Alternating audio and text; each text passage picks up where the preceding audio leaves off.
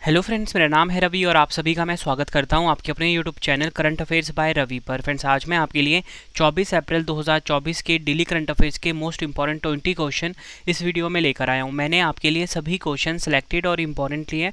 अगर आप किसी भी एग्जाम की तैयारी कर रहे हो, ये वीडियो आपके लिए काफ़ी ज़्यादा यूज़फुल रहने वाला है। तो चलिए हम शुरू कर लेते हैं पहले क्वेश्चन से।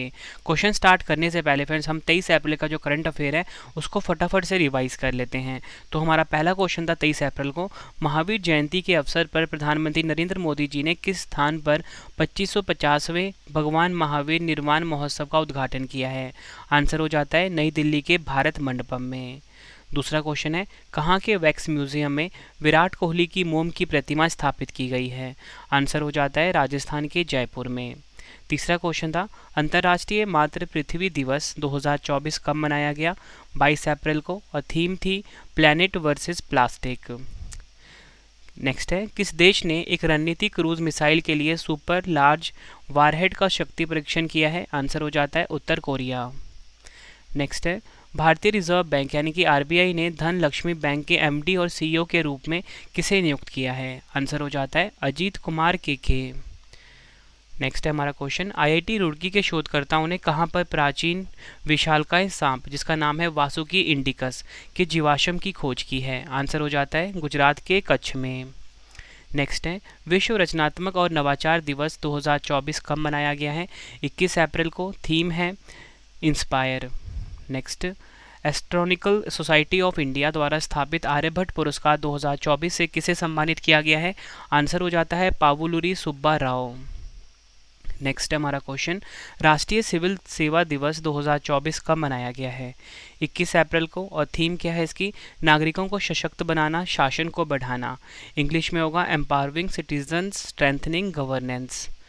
अगला क्वेश्चन, भारत के किस संगठन ने ऑडिट विशेषता को बढ़ाने के लिए साई बुल्गारिया के साथ समझौता किया है? आंसर हो जाता है सीएजी। अगला क्वेश्चन, सिट्रियन का नया ब्रांड एम्बेसडर किसे नियुक्त किया गया है? आंसर हो जाता है महेंद्र सिंह धोनी को। अगला क्वेश्चन, किस सार्वजनिक टेलीविज़न प्रसारक कंपनी ने अपना नया लोगो लॉन्च किया है? आंसर हो जाता है डीडी न्यूज़। अगला क्वेश्चन है, कौन सा देश 4 दिन वर्क वीक वाला एशिया का पहला देश बना है? आंसर हो जाता है सिंगापुर। अगला क्वेश्चन, किस राज्य ने वन हेल्थ पहल के तहत मानक संचालन प्रक्रिया को लॉन्च किया? आंसर है केरल। अमेरिका ने किस देश के लिए संयुक्त राष्ट्र की पूर्ण सदस्यता देने के अनुरोध को रोक दिया है? फिलिस्तीन।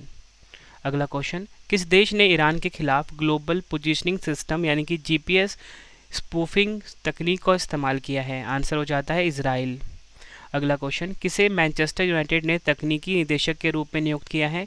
आंसर हो जाता है जैसन विलकॉक्स। अगला क्वेश्चन, आर्टेमिस समझौते में शामिल होने वाला 38वां देश कौन सा बन गया है? स्वीडन। आईपीईएफ कहाँ पहले स्वच्छ ऊर्जा निवेशक मंच का आयोजन करेगा? सिंगापुर में। अगला क्वेश्चन, और ये हमारा आखिरी क्वेश्चन था कल, मैडन चीनी ग्रैंड प्रिक्स 2024 किसने जीता है?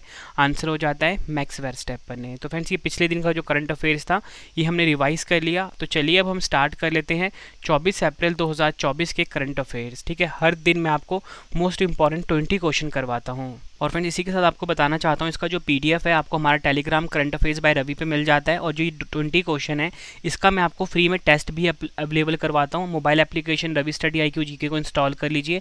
यहाँ पे जाके फ्री टेस्ट पे जाके आप इन 20 क्वेश्चन का टेस्ट लगा सकते हो। फ्रेंड्स, मेरा मोटिव यही है 20 क्वेश्चन करवाने का कि आपको मैं करंट अफेयर्स में बिल्कुल एक्सपर्ट बना दूँ और आप एग्जाम में 100% स्कोर करके आओ। तो चलिए हम शुरू कर लेते हैं पहले क्वेश्चन से। पहला क्वेश्चन है, भारत में ओपन AI की पहली महिला कर्मचारी किसे नियुक्त किया गया है? काफ़ी इंपॉर्टेंट क्वेश्चन है आपके एग्जाम के लिए ये। राइट आंसर हो जाता है ऑप्शन बी, प्रज्ञा मिश्रा। प्रज्ञा मिश्रा को भारत में ओपन AI की पहली महिला कर्मचारी नियुक्त किया गया है। डिटेल में अगर हम समझें, ओपन AI ने भारत में अपने पहले कर्मचारी के रूप में प्रज्ञा मिश्रा को नियुक्त किया है। कंपनी ने प्रज्ञा मिश्रा को अपना गवर्नमेंट रिलेशन हेड बनाया है।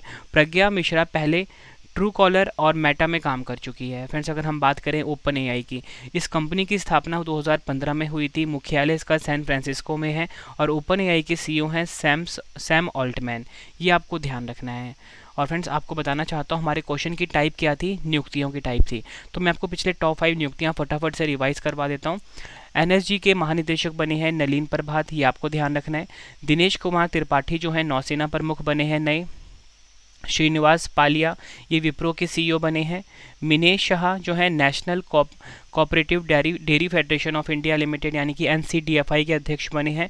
और इसी के साथ शेफाली शरण जो हैं ये प्रेस सूचना ब्यूरो यानी कि पीआईबी के प्रधान महानिदेशक बनी हैं।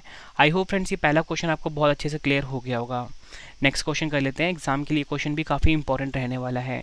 क्वेश्चन है फिडे कैंडिडेट्स टूर्नामेंट 2024 जीतने वाले सबसे कम उम्र के भारतीय पुरुष खिलाड़ी कौन बन गए हैं। राइट आंसर हो जाता है इस क्वेश्चन का option C, D Gukesh.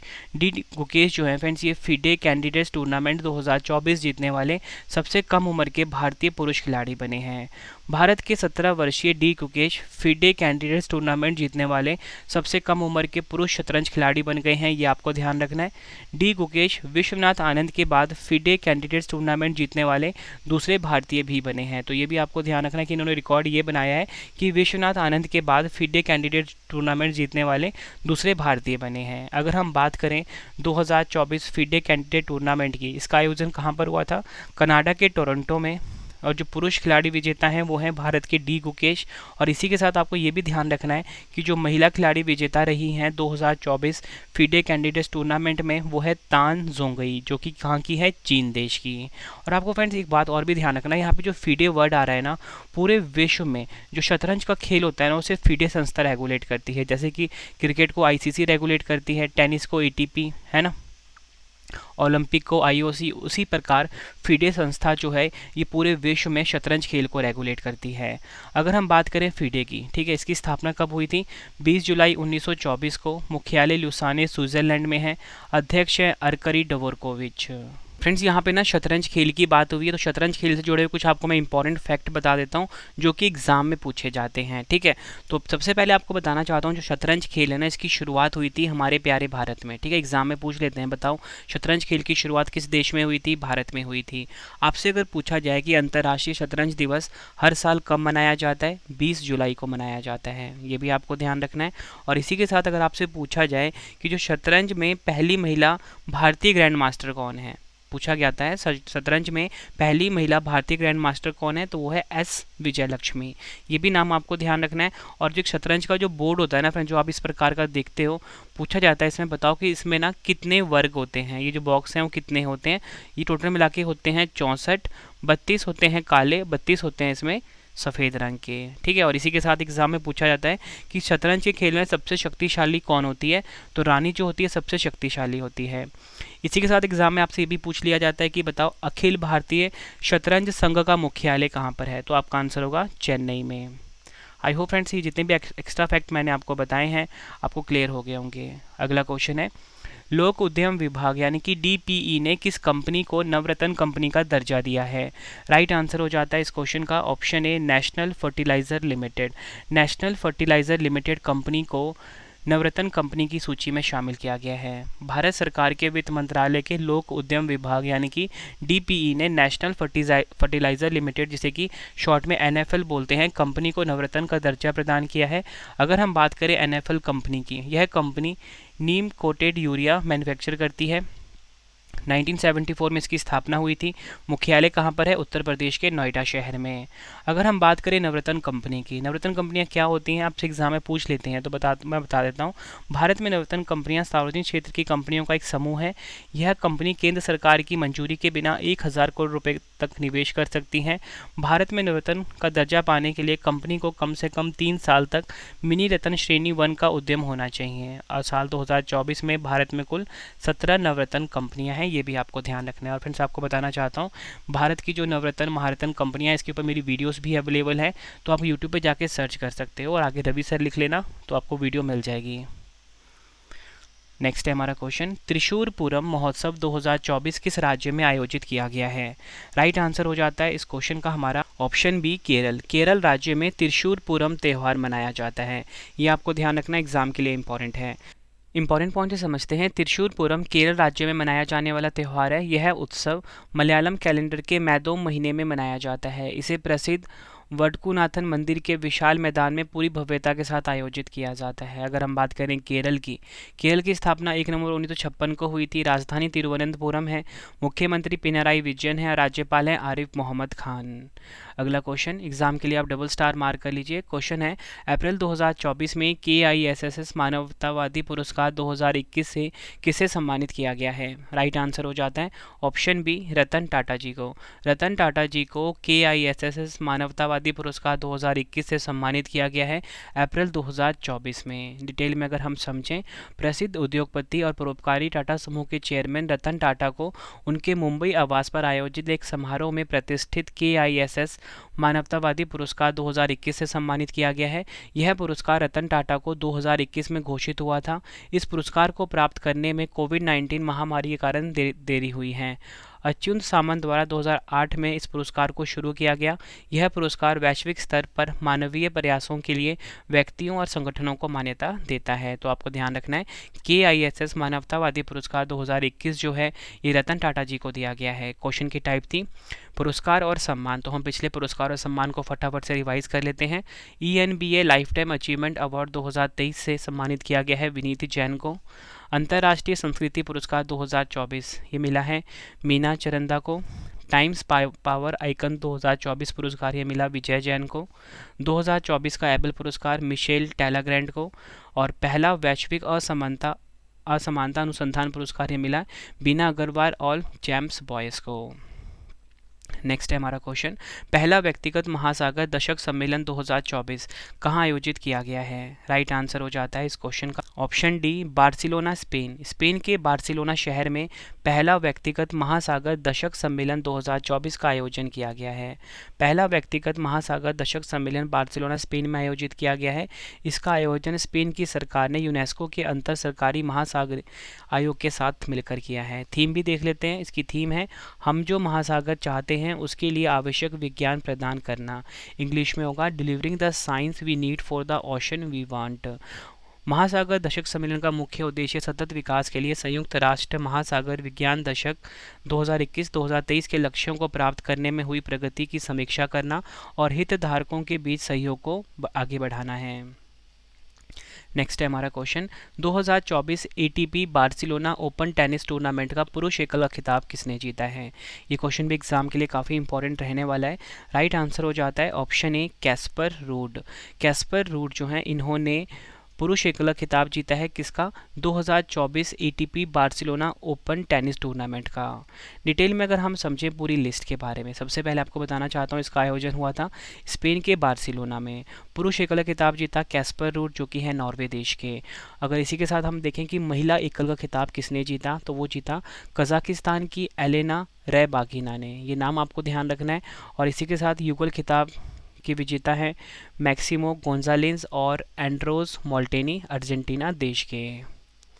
Next है हमारा क्वेश्चन, वित्त वर्ष 2023-24 में 9.56 बिलियन डॉलर के रिकॉर्ड के साथ भारत का कौन सा राज्य इलेक्ट्रॉनिक्स निर्यात में शीर्ष स्थान पे है? राइट आंसर हो जाता है इस क्वेश्चन का ऑप्शन सी, तमिलनाडु। आपको बताना चाहता हूँ तमिलनाडु जो है फ्रेंड्स ये इलेक्ट्रॉनिक्स निर्यात में पहले स्थान पे है। डिटेल में अगर हम समझें, वित्त वर्ष 2023-24 में तमिलनाडु इलेक्ट्रॉनिक्स निर्यात में शीर्ष पर रहा है। इस दौरान तमिलनाडु ने 9.56 बिलियन डॉलर का रिकॉर्ड निर्यात किया है। यह पिछले वित्त वर्ष से दोगुना निर्यात है। यह इलेक्ट्रॉनिक्स निर्यात की कुल राष्ट्रीय भागीदारी का लगभग 33% था। अगर हम बात करें टॉप 3 राज्यों की, तमिलनाडु नंबर 1 पे, कर्नाटक नंबर 2 पे, उत्तर प्रदेश नंबर 3 पर। नेक्स्ट है हमारा क्वेश्चन, किस देश में बाघ की एक नई प्रजाति जिसका नाम है क्लाउडेड टाइगर कैट, ठीक है, और इसका साइंटिफिक नेम भी देख लेते हैं लेपर्ड्स पार्डिनोइड्स, ठीक है, ये आपको ध्यान रखना है, खोजी गई है।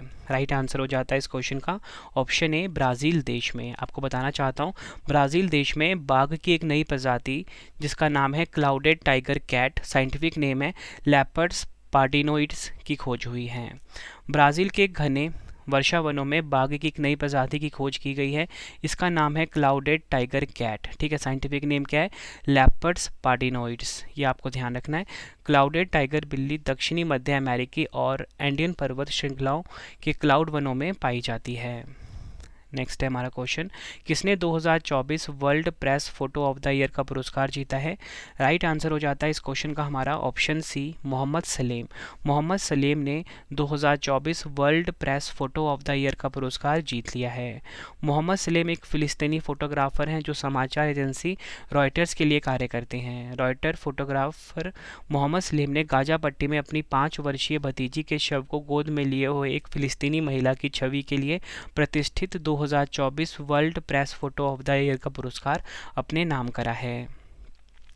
नेक्स्ट है हमारा क्वेश्चन, कहाँ की शोम्पेन जनजाति ने पहली बार मतदान में भाग लिया है? राइट आंसर हो जाता है ऑप्शन डी, ग्रेट निकोबार।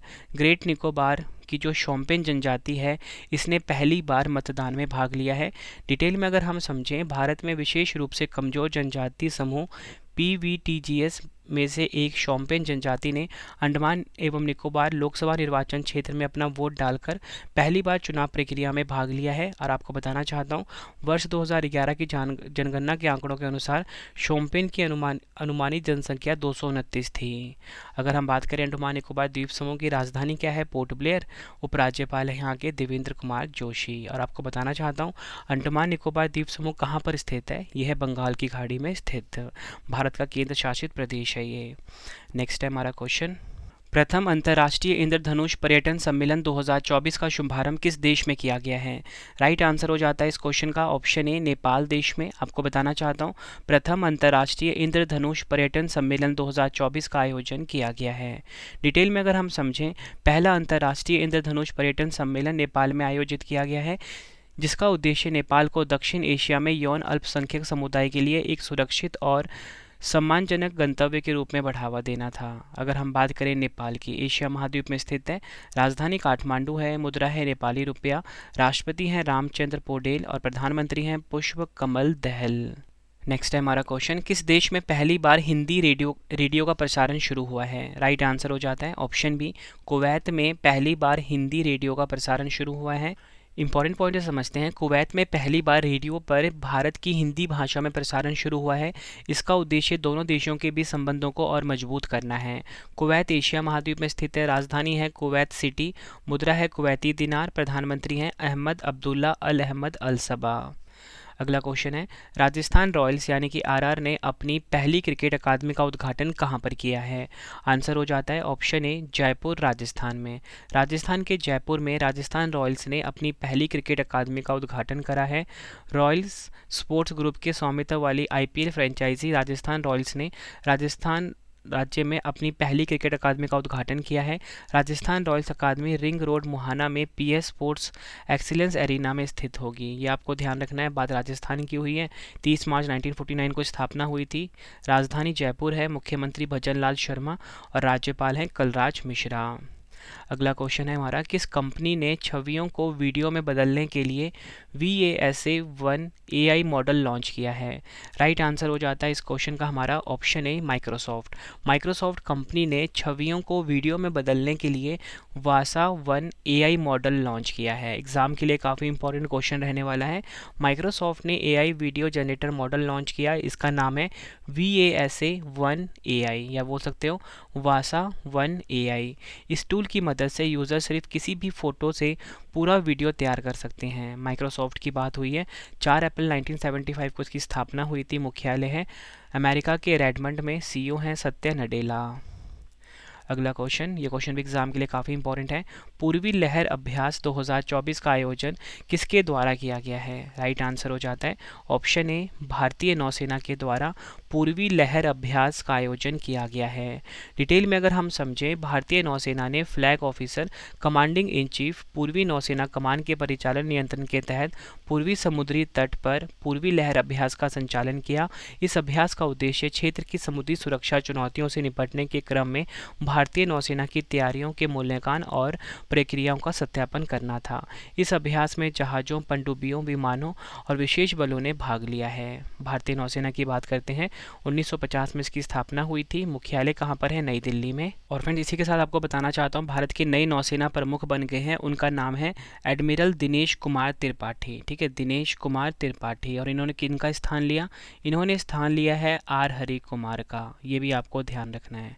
ठीक है, तो नए वाले बन गए हैं दिनेश कुमार त्रिपाठी। अगला क्वेश्चन है 34वां सैंग खेलंग महोत्सव 2024 कहाँ आयोजित किया गया है। राइट आंसर हो जाता है इस क्वेश्चन का हमारा मेघालय के वाहिया ज़ेर शहर में। मेघालय का जो वाहिया ज़ेर शहर है यहाँ पर 34वां सैंग खेलंग महोत्सव का आयोजन किया गया है। 34वां सैंग खेलंग महोत्सव खासी स्वदेशी आस्था के अनुयायियों के लिए एक बहुत महत्व रखता है। यह वाहिया ज़ेर मेघालय में संपन्न हुआ है। अगर हम बात करें आगे तो खासी लोग एक स्वदेशी जातीय समूह है जो मुख्य रूप से मेघालय के पूर्वी हिस्से में रहते हैं। यह विशेष रूप से उत्तर पूर्वी भारत के खासी और जैंतिया पहाड़ियों में निवास करते हैं। नेक्स्ट है हमारा क्वेश्चन, सिप्री की रिपोर्ट के अनुसार 2023 में सबसे अधिक सैन्य खर्च करने वाला देश कौन बन गया है।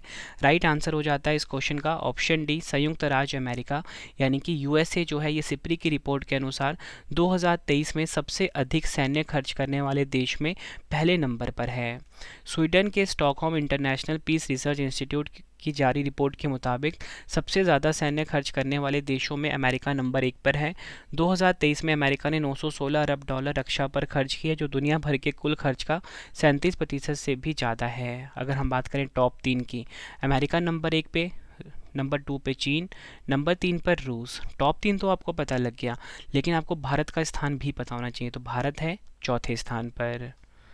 नेक्स्ट है हमारा क्वेश्चन, जनरल मनोज पांडे ने किस देश की यात्रा के दौरान भारत के दूसरे प्रधानमंत्री स्वर्गीय लाल बहादुर शास्त्री के उनके स्मारक पर पुष्पांजलि अर्पित करके उन्हें श्रद्धांजलि दी है।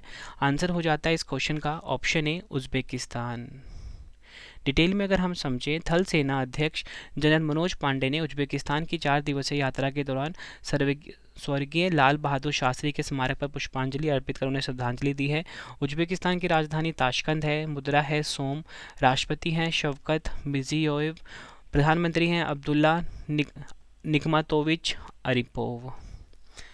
आखिरी क्वेश्चन कर रहे हैं इस वीडियो का, भारत में राष्ट्रीय रक्षा विश्वविद्यालय ने एरोस्पेस रक्षा और सुरक्षा में नवाचार को बढ़ावा देने के लिए किस देश के स्टारबस्ट एरोस्पेस के साथ एमओयू पर हस्ताक्षर किए हैं। राइट आंसर हो जाता है ऑप्शन बी, फ्रांस। फ्रांस की है स्टारबस्ट एरोस्पेस। डिटेल में अगर हम समझें, भारत के गांधीनगर में राष्ट्रीय रक्षा विश्वविद्यालय और फ्रांस के स्टारबस्ट एरोस्पेस ने एक महत्वपूर्ण समझौता ज्ञापन पर हस्ताक्षर किए हैं। इसका उद्देश्य एरोस्पेस रक्षा और मातृभूमि सुरक्षा में नवाचार को आगे बढ़ाना है तथा इसमें 100 मिलियन यूरो का एक उद्यम पूंजी कोष स्थापित किया गया है जो इन क्षेत्रों में विकास को बढ़ावा देगा। फ्रेंड्स, ये मैंने आपको मोस्ट इंपॉर्टेंट 20 क्वेश्चंस करवाए डेली करंट अफेयर्स के। आई होप आपको सभी के सभी क्वेश्चन एग्जाम के लिए काफ़ी इंपॉर्टेंट लगे होंगे। अब आपके लिए 2 क्वेश्चन का टेस्ट है, इसके बाद मैं आपको कंप्लीट इन्फॉर्मेशन देने वाला हूँ कि आपको इसका PDF कैसे मिलेगा और आप इस क्वेश्चन का जो 20 क्वेश्चन है इसका फ्री में टेस्ट लगा के बिल्कुल करंट अफेयर्स में एक्सपर्ट कैसे बन सकते हो। ठीक है, तो पहले आप 2 क्वेश्चन का टेस्ट कॉमेंट बॉक्स में दे दीजिए। तो पहला क्वेश्चन है, फीडे कैंडिडेट्स टूर्नामेंट 2024 जीतने वाले सबसे कम उम्र के भारतीय पुरुष खिलाड़ी कौन बने हैं। 4 ऑप्शन है आपके पास। दूसरा क्वेश्चन है टेस्ट का, त्रिशूर पूरम महोत्सव 2024 किस राज्य में आयोजित किया गया है। दोनों क्वेश्चन का आंसर आपने कमेंट बॉक्स में देना है। वीडियो कैसी लगी आपने अपना फीडबैक भी ज़रूर देना है। उम्मीद करता हूँ फ्रेंड्स आपको वीडियो की क्वालिटी, वीडियो कंटेंट और आपके रवि सर की मेहनत पसंद आई होगी। हमने फिर से करंट अफेयर स्टार्ट कर दिया है, तो फ्रेंड्स ज़्यादा से ज़्यादा आप चैनल को ज़्यादा से ज़्यादा आप इस वीडियो को शेयर करिए ताकि फ्रेंड्स हमें भी काफ़ी ज़्यादा सपोर्ट मिल सके आपसे। ठीक है, तो आपको बताना चाहता हूँ इसका जो PDF है 20 क्वेश्चन का, जो 20 क्वेश्चन आपको डेली करवा रहा हूँ ना, 20 क्वेश्चन कोई नहीं करवाता, हर कोई 10 या 12 क्वेश्चन करवाता है। इसलिए फ्रेंड्स जब भी आप एग्ज़ाम देने जाते हो ना, तो आप ना 50% ही अपना स्कोर कर पाते हो करंट अफेयर में। ठीक है, इस 50% को 100% में बदलने के लिए आप सभी की डिमांड पे मैंने डेली करंट अफेयर फिर से स्टार्ट कर दिया है।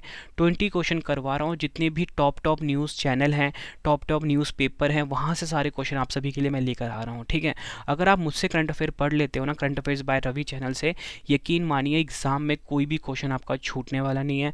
बेस्ट कॉन्टेंट अपनी वीडियोज़ में मैं रख रहा हूँ। ठीक है, तो PDF आप ज़रूर डाउनलोड कर लेना current affairs by Ravi YouTube channel से, current affairs by Ravi Telegram से। ठीक है, और इसी के साथ मोबाइल एप्लीकेशन आपको इंस्टॉल करना है अपने फ़ोन में, रवि स्टडी IQ GK। यहाँ पर आपको ना फ्री टेस्ट का ऑप्शन मिलेगा। यहाँ पे जाके आप डेली करंट अफेयर्स 1 जनवरी से लेकर अब तक का जो भी करंट अफेयर्स है, डेली के 20 क्वेश्चन का टेस्ट आप फ्री में लगाइए। पेड कोर्स था, इसको मैंने आप सभी के लिए फ्री कर दिया है। ठीक है, और इसी के साथ अगर आप किसी भी एग्ज़ाम की तैयारी कर रहे हो, अगर आपको आपके रवि सर की करंट अफेयर्स की बुक जीके, पॉलिटी, हिस्ट्री, किसी भी सब्जेक्ट की बुक चाहिए तो उसका वेबसाइट है www.ravibooks.pdf.com।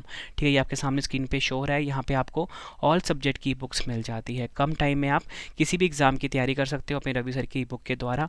बेस्ट कंटेंट रखा गया है आप सभी के लिए। ठीक है फ्रेंड्स, वीडियो कैसी लगी ज़रूर बताना कमेंट बॉक्स में। तो चलिए फ्रेंड्स, अब हम मिलते हैं नेक्स्ट वीडियो में। Thank you and wish you all the best.